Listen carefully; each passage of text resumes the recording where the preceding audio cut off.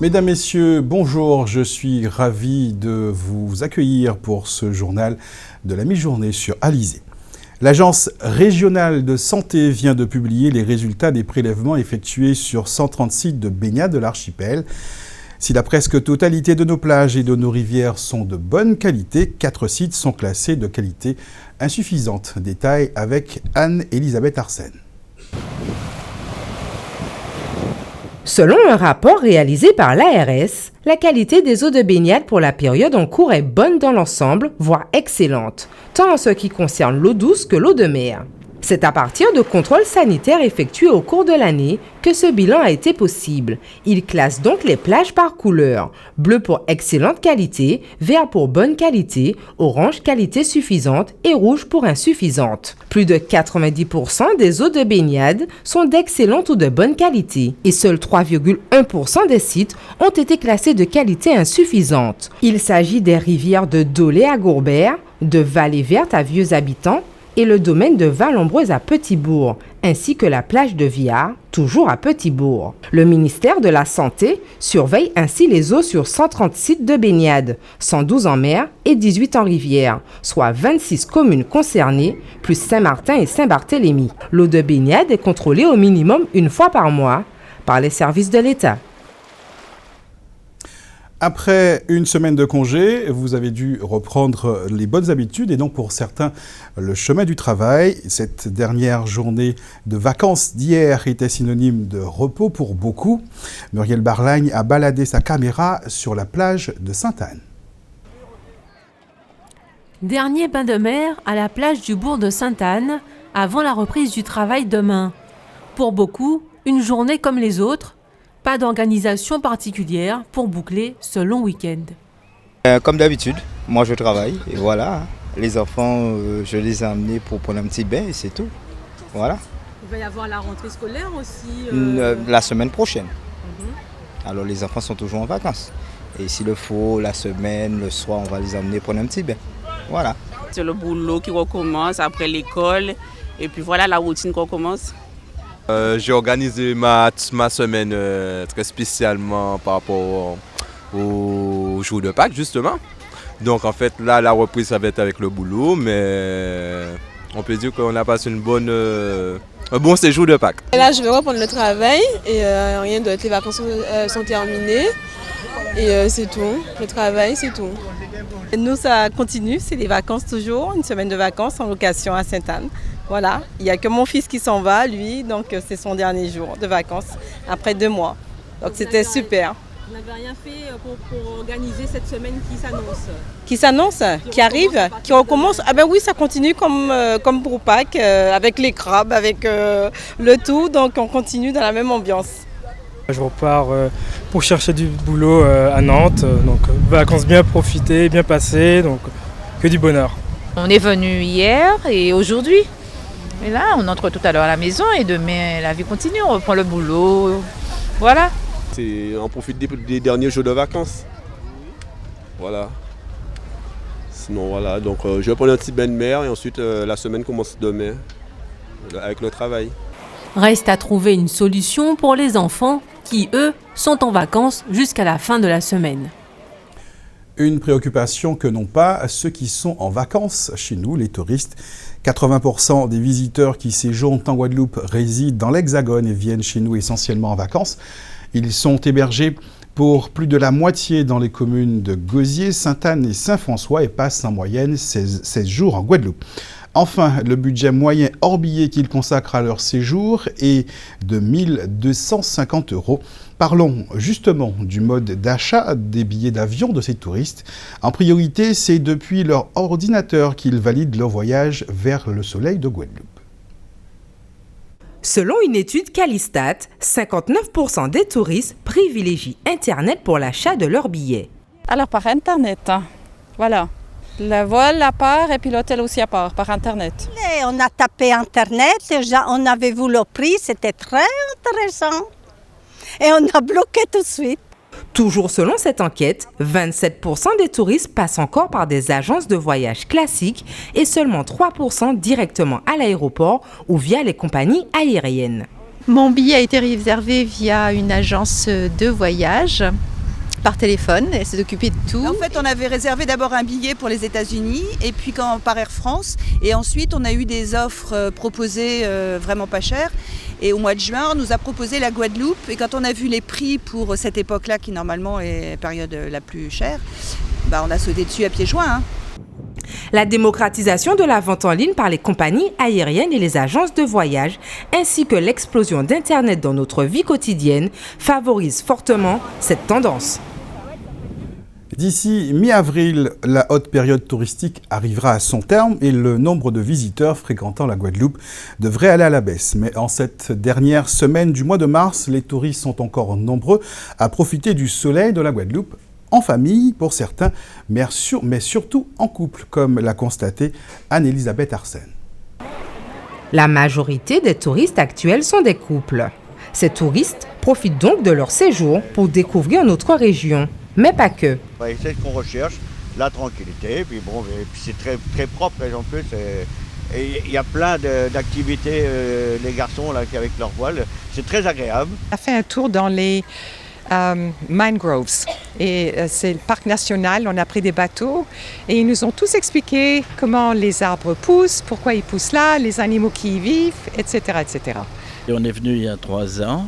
C'était super, on a rencontré des gens très sympathiques, on a passé un mois très agréable et puis cette année on a eu l'opportunité de recommencer et donc c'est un grand plaisir que d'être revenu. Parce qu'on vient des Côtes d'Armor et que chez nous il fait moins beau qu'ici, on vient pour le soleil et aussi pour le pays, pour les habitants. Découvrir ou redécouvrir notre Guadeloupe en cette haute saison touristique pour échapper au froid ou tout simplement s'évader. Les voyages forment la jeunesse, à 2, c'est encore mieux. Pour rappel, le New York Times place la Guadeloupe parmi les 52 destinations à visiter en 2016. Le président de région rencontre actuellement les représentants de la filière banane en Guadeloupe, ainsi que le président de l'Union des groupements des producteurs de bananes de Guadeloupe et de Martinique. Une rencontre pour s'accorder sur l'accompagnement quant à apporter la région Guadeloupe aux producteurs pour atteindre les 100 000 tonnes de bananes produites en Guadeloupe. Un souhait du groupement des producteurs locaux dont le quota pour bénéficier de la prime compensatoire est limité pour l'heure à 77 000 tonnes. Lors de sa visite en Guadeloupe début janvier 2015, Stéphane Le Foll s'était montré attentif à cette demande des planteurs de bananes.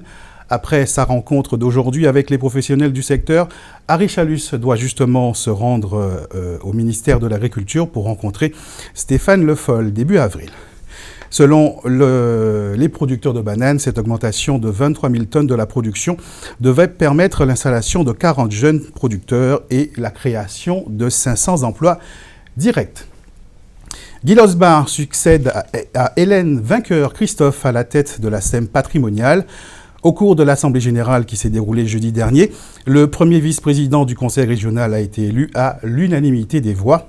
Le président du Conseil régional, cette société d'économie mixte dans la région Guadeloupe est l'actionnaire majoritaire, a été créé en 2010 pour permettre aux entreprises de s'implanter durablement sur le marché local.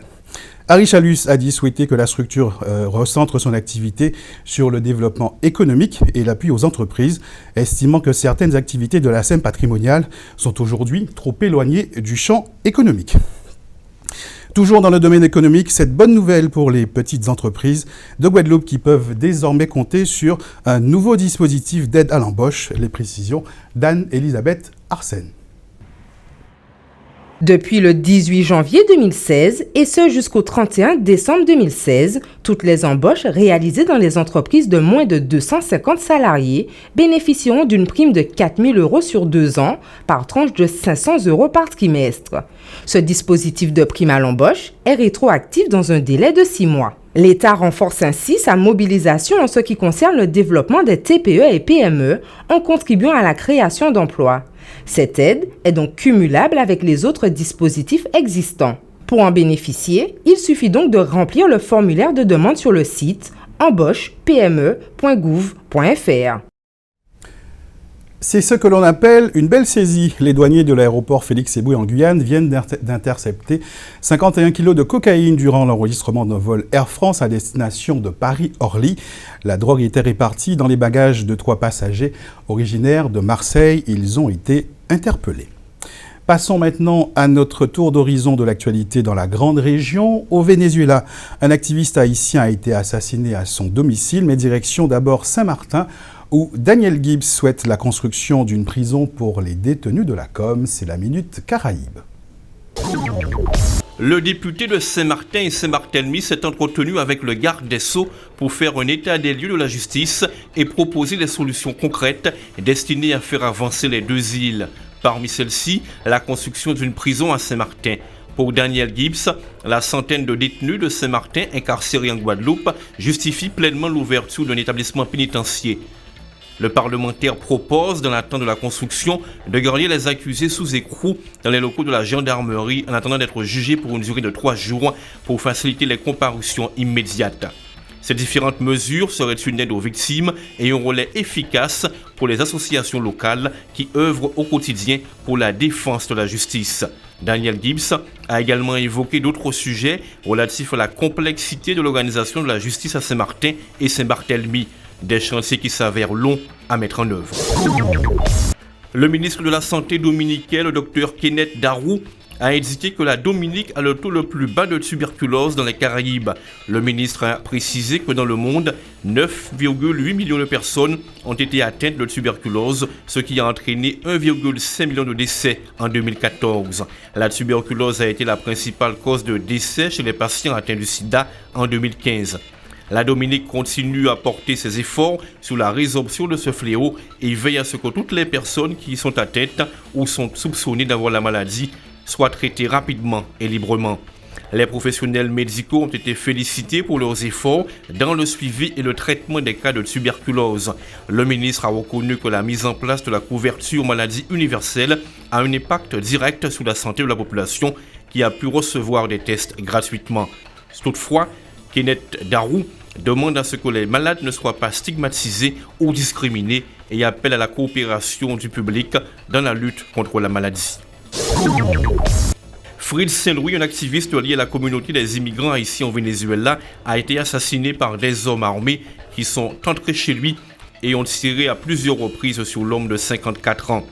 Cet homicide a été commis 48 heures après l'assassinat du leader pro-gouvernemental Eugenio César Barajas Vera, abattu de plusieurs balles en pleine rue en zone frontalière avec la Colombie.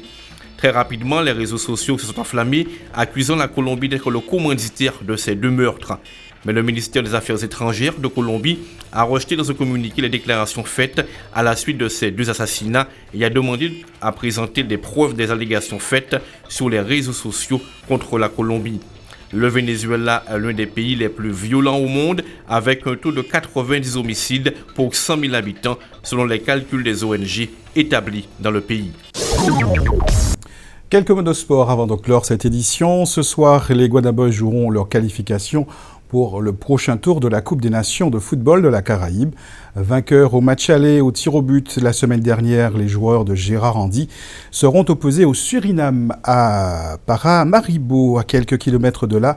La sélection de Guyane recevra son homologue de Cuba à Rémire-Montjoly. Battus 2-1 au match aller aux Bermudes, les Yanadoko doivent absolument s'imposer face à l'épouvantail cubain pour accéder au tour suivant. Quelques mots sur la météo pour cet après-midi. Quelques averses un peu partout, sauf dans le nord de la Grande Terre et les îles du Sud. Cet après-midi, pas de bonnes nouvelles pour la suite, puisqu'en début de soirée, le risque de pluie se généralise sur l'ensemble de l'archipel. Dans un instant, la Minute Sport d'Éric Pommier vous propose un gros plan sur le BMX. Juste après, le JT de TF1 présenté par Jean-Pierre Pernaut, suivi de petits secrets entre voisins. Très bonne journée à tous.